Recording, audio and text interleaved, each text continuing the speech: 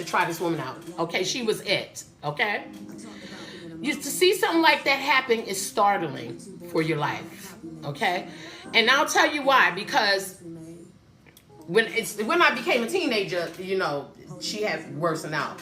But just watching as a little girl being this beautiful woman to turn into something completely different, it is something that never leaves you, right? To see someone that you admire turn into something completely different, it never leaves you, right?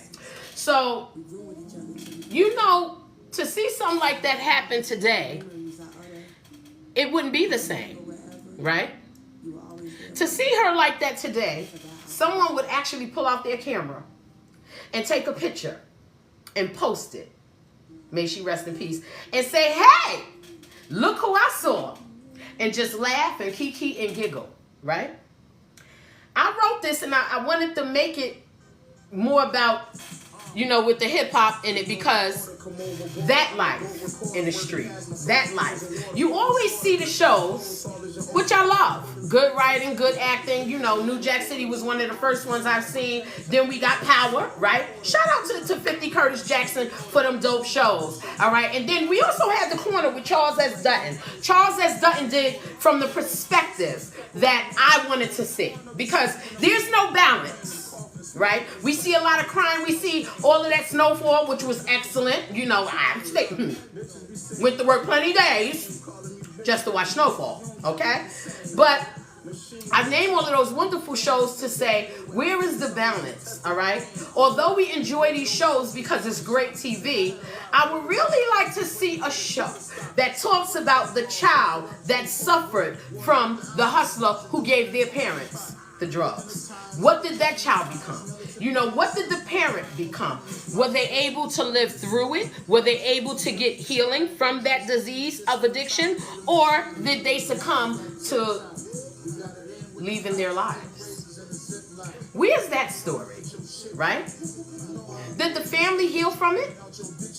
Where's that story? Why is no one doing the movie about Miss Sookie?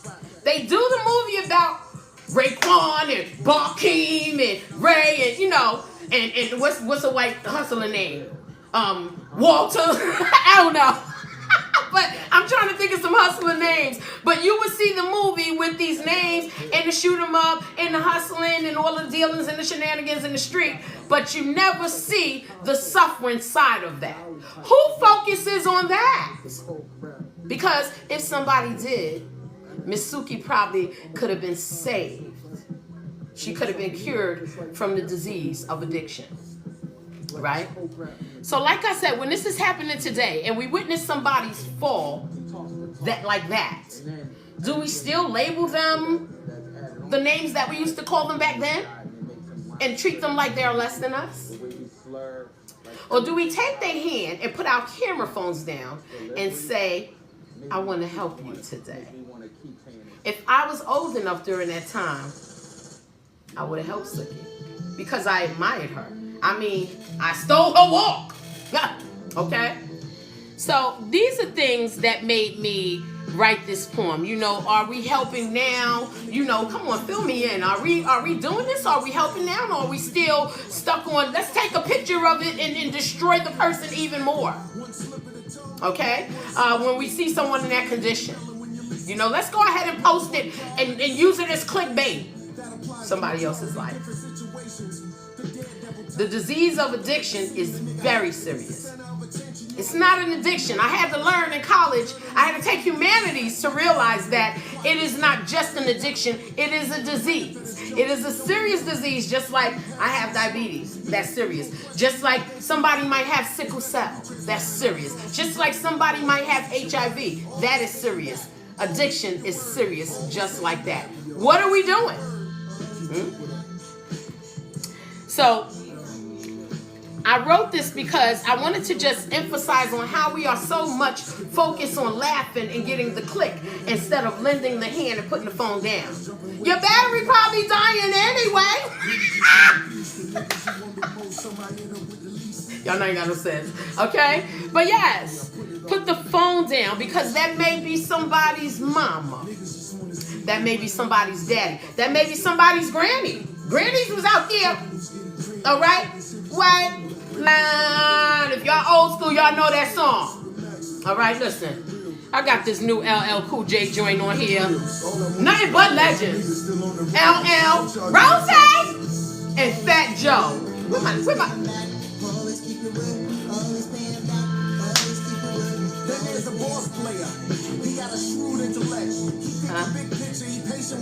And who?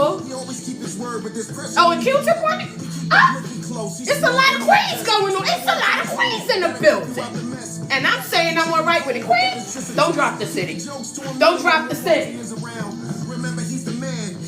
All right, guys. But yeah, getting back to the topic of the poetry. So I brought it to the streets because I picked these songs because they really had good messaging in them about things that go on in the streets. All right, and different stuff, not particularly for the poem, but I just wanted to give a synopsis of the different events in the street. And these songs that I chose new. LL. Let me lick my lips. Okay, now LL Legend came with this new joint, and it got good messaging in it. And we don't hear. What is the radio do? Look at radio. What are y'all doing? What are y'all doing? All this good music out here with good lyrics out here, and you keep playing the shenanigans, sugar, the bingalings? Why? LL was on the out. LL, the Fat Joe, and Rose, and Q-Tip is on wax, and I ain't hear that on the radio. Who thought is that? Who did it? Okay? Miss Bleak on the new album with Freeway. And Chino, and who else on there? Rockefeller. Why that's not on the radio? Talk to me. All right, but anyway, guys, I digress. Okay, so yes, that could be somebody's family, you know, suffering from that disease of addiction. We just gotta try to find ways to be more helpful, right? We can't just possibly keep living in a world where we see things going on and we're looking for the best footage. Do you know how many times I take my phone places and I'll be like, I'm gonna take pictures, and I never take pictures because I'm indulging in the fun of the event, the participation of the location, you know? So I don't have time to take a photo all the time because I want to experience the event. I ain't got time to take no photos for everything. It ain't none of your business. Okay? But yeah, I don't take photos for everything because I want to enjoy the event. And I definitely do not pull out my phone to camera someone who is being harmed or who is going through a problem. That it's just not fair, you know? So we had this beautiful lady that I seen, you know, the demise of her life because of her addiction, right?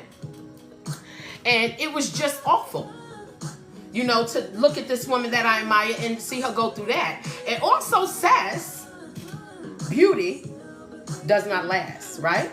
Yeah, whole nother topic. Because beauty can change, life can change the way you conceive beauty. You go through enough stuff and you can look gorgeous physically, but inside torn up, you just don't feel pretty. Wasn't it TLC that say, why do it makes me feel so damn unpretty? That is a true story. You know, life can change the way your perception of beauty is, right? In her case, it helped me because I was a little girl. I'm looking at the surface woman, right? As I started growing and getting to know, you know, familiarizing myself with personalities and what is considered nice and charming and inviting, and opposed to stank, nasty, and funky. She was none of those. She was sweet, inviting, and charming.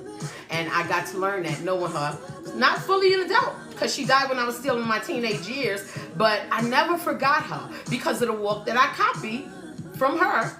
Got me in trouble with chicks. They wanted to beat me up. Okay? So you have to kind of prepare yourself beyond the beauty. That's all I'm saying. Because a lot of privilege comes with beauty, right?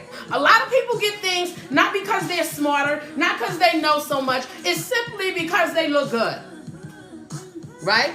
But when that beauty fades, that privilege goes away. What is your plan after that?